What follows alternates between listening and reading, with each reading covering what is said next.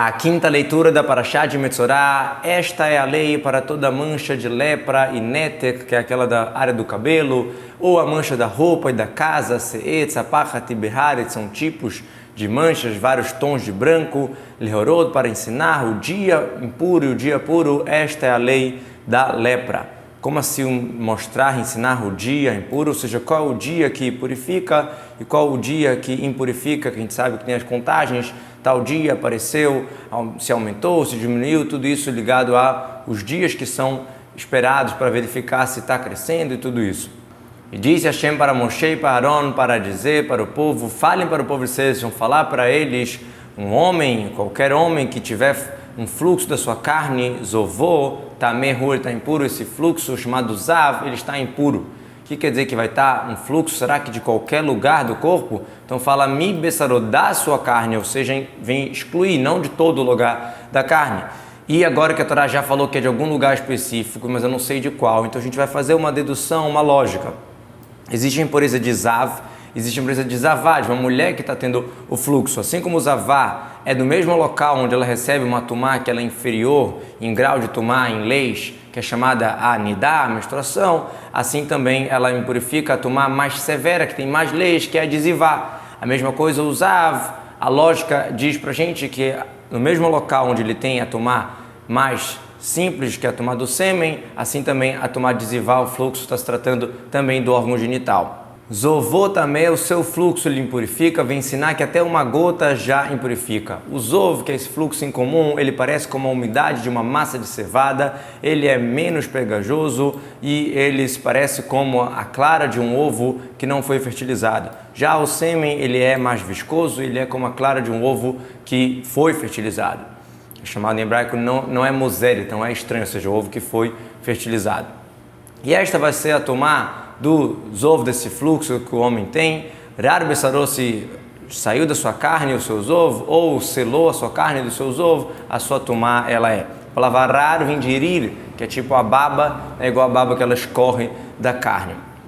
Edzovô, igual o urir, que esse zov ele está saindo límpido, nítido como uma baba. Ou se ele saiu de um jeito mais espesso, que ele está selando o orifício da genital, e com isso ele tampou com aqueles ovos, então qualquer um desses tipos está impuro. Isso seria literalmente. O Midrash dá uma outra explicação aqui, porque fala aqui 3 vezes. Ele fala de várias visões, quando fala de 2 visões ele já chama de tameh, de 2 vezes que a pessoa teve esse fluxo, como está escrito Zav mi besarô zovô tameu. E depois no outro passuco ele fala 3 vezes e chamou de tameh, ou seja, existe a impureza vendo 2 vezes, 3 vezes. No segundo passuco a gente vê tomatou bezovô, edzovô, misovô, 3 vezes. Então como é que fica? Com 2 já é impuro, mas com 3 precisa de korban, ou seja, a pessoa que teve o zav, teve esse fluxo 3 vezes, já precisa trazer um korban também, como a gente vai falar mais para frente, detalhes sobre isso.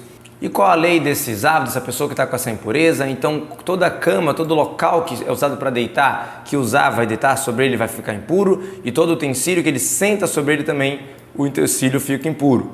O que quer dizer toda a cama? Tudo aquilo que é apropriado para deitar, um sofá, qualquer coisa. Será que se for uma coisa especial para trabalho, também se impurifica se um zav deitar sobre ela? Uma bacia, alguma coisa assim? Então está escrito asher ishkav, que é deitado, ou seja, algo que é normal. Não está escrito asher shakav, que deitou. Não é tanto faz o que foi, se ele deitou em cima já está impuro, não. É algo que é específico para isso. Vem excluir aquele utensílio, aquela coisa que as pessoas, quando vem uma pessoa deitada nele, falam, olha, levanta que a gente vai usar isso aqui para o nosso trabalho. Então, não passaria a impureza para o utensílio nesse caso. A xerechev que vai sentar, de novo, não está escrito que sentou, e sim que é sentado, ou seja, que é normal, que é usado para isso. Então, uma cadeira, um banquinho, qualquer coisa que é normal de ser usado para sentar, se o zav sentou, passou impureza para aquilo. E passou a ponto tão forte que se um homem tocar na cama que o zav deitou, ele já tem que se purificar, inclusive purificar suas roupas no mikve, e vai ficar impuro até a noite. O homem que tocar na cama, ou seja, o mishkav é mais rígido do que toque, porque aquela cama que o zav deitou em cima, ele virou avatumá, virou tão impureza, chamado pai da impureza, que ele consegue impurificar até o ser humano e impurificar as roupas do ser humano. Já o toque, que se o zav tocou em algum utensílio, por exemplo, que não é de deitar, então ele é chamado já de vladatumá, ele é chamado de o filho da tumá, ou seja, ele não é uma origem de impureza tão forte, eles não impurificam o ser humano ou utensílios, só vai impurificar comidas e bebidas. São várias leis que existem de impureza, e uma das leis diz que só o que é ava tumá, que tem um grau de impureza, chamado pai de impureza, que impurifica um outro ser humano.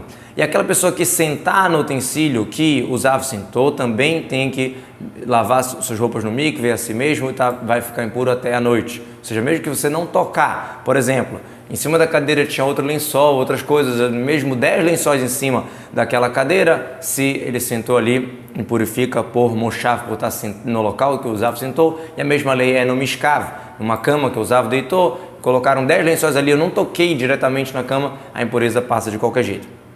E a pessoa que toca na carne do zav também deve levar seus utensílios no mikve e se purificar, e vai ficar impuro até a noite.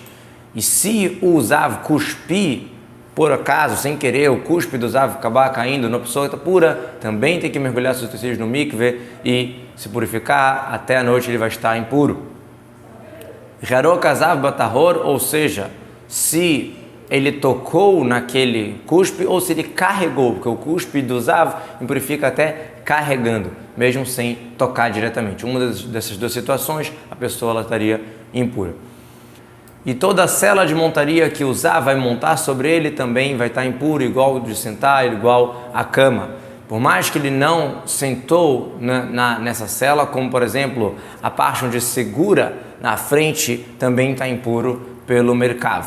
Ou a própria sela, que é chamada salush, é também tamé por sentar. Mas até o merkav, a novidade aqui é que mesmo a parte que é usada para montar, mesmo que a pessoa não sentou, porque sentou, a gente já falou antes, que impurifica. Toda aquela pessoa que tocar em tudo que vai estar embaixo do zav vai estar impuro até a noite, e a pessoa que carregar uma dessas coisas também deve mergulhar seus utensílios no mikve e vai ficar impuro até a noite.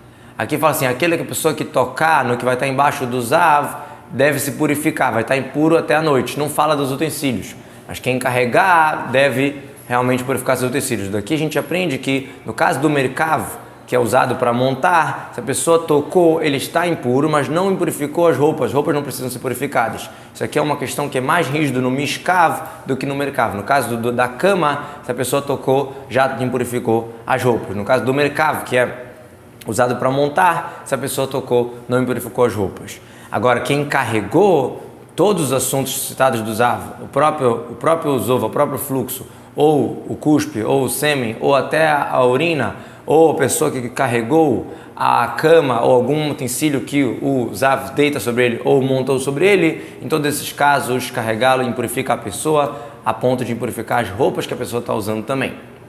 Todo aquele que o zav tocar nele e as suas mãos não foram lavadas na água, também deve mergulhar os seus utensílios no mikve, lavar no mikve e vai estar impuro até a noite. O que quer dizer? Que as suas mãos não foram lavadas na água, ou seja, enquanto ele não se purificou, enquanto o zav não foi no mikve, tocou em alguém, ele passa a impureza. E mesmo se já parou o fluxo, ele já contou 7 dias, se ele não fez o mikve, não adianta nada. Ele ainda continua impurificando em todas as situações. Por que atrás da expressão de mão, de lavar as mãos, está falando de mergulhar o corpo inteiro? Vem te ensinar que as partes mais ocultas não é obrigatório entrar a água nelas, sim, somente as partes reveladas como água. Então, por exemplo, a boca da pessoa, a pessoa vai mergulhar no mikve com a boca fechada, não vai entrar água ali dentro e não tem nenhum problema. E um utensílio de barro que usava tocar deve ser quebrado, como a gente já estudou, que não tem como purificar. Agora, utensílios de madeira dá para purificando, lavando na água, ou seja, mergulhando no mikve. Será que se usar tocar do lado de fora impurifica o utensílio de barro? A gente sabe que o utensílio de barro só impurifica por dentro. Então, como está explicado no Torat Kohanim, que ele traz lá o estudo todo mostrando que não, que só impurificaria se ele fizer um toque que é considerado como ele todo, ou seja, se ele movimentar aquele tecido, se ele só tocar, não é chamado que ele impurificou, não impurificou porque a impureza só entra por dentro no tecido de barro, mas se ele tocar a ponto de movimentar, é chamado que ele tivesse tocado em tudo e aí realmente pega a impureza. E um utensílio de barro que usava tocar deve ser quebrado, como a gente já estudou, que não tem como purificar. Agora, utensílios de madeira dá para purificando, lavando na água, ou seja, mergulhando no mikve. Será que se usar tocar do lado de fora impurifica o utensílio de barro? A gente sabe que o utensílio de barro só impurifica por dentro. Então, como está explicado no Torat Kohanim, que ele traz lá o estudo todo mostrando que não, que só impurificaria se ele fizer um toque que é considerado como ele todo, ou seja, se ele movimentar aquele tecido, se ele só tocar, não é chamado que ele impurificou, não impurificou porque a impureza só entra por dentro no tecido de barro, mas se ele tocar a ponto de movimentar, é chamado que ele tivesse tocado em tudo e aí realmente pega a impureza. E quando o Zav se purificar do seu fluxo, ele vai contar 7 dias para a sua pureza e ele vai mergulhar o seu tecido no mikve e vai lavar a sua carne, ou seja, ele mesmo vai no mikve, bemaim chaim, numa água de fonte, ele chama aqui da água da vida, águas que são realmente da fonte e ele vai ficar puro com isso. Quando purificar, ou seja, quando parar de ter o fluxo, 7 dias ele tem que contar, ou seja, 7 dias que ele não tem nada, que ele não está vendo nenhum zov seguidos. E no 8º dia ele vai trazer 2 rolas ou filhotes de pombas, ele vai vir perante Hashem, na porta do Moed, e vai dar para o Cohen.